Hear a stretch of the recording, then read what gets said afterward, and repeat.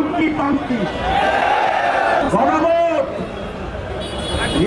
জাতীয় নির্বাচনের আগে হতে হবে।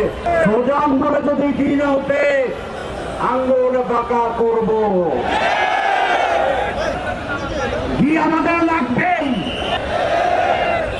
জাতীয় নির্বাচনের তফসিল ঘোষণার পরেও গণভোট করতে আইনি কোনো বাধা নাই। সুতরাং সময় আছে, আরো 15 দিন ক্ষেপণ করবেন, সময় থাকবে। আরো 15 দিন ক্ষেপণ করবেন, সময় থাকবে।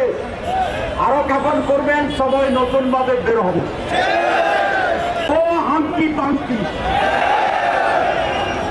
সোজা সোজা গণভোট আগে দেন, অসুবিধা কি? শুধু বলেন অনেক টাকা খরচ হবে।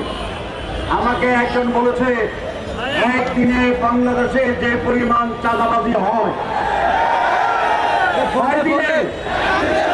এর টাকা দিয়ে একটা গণভোট করা যায়।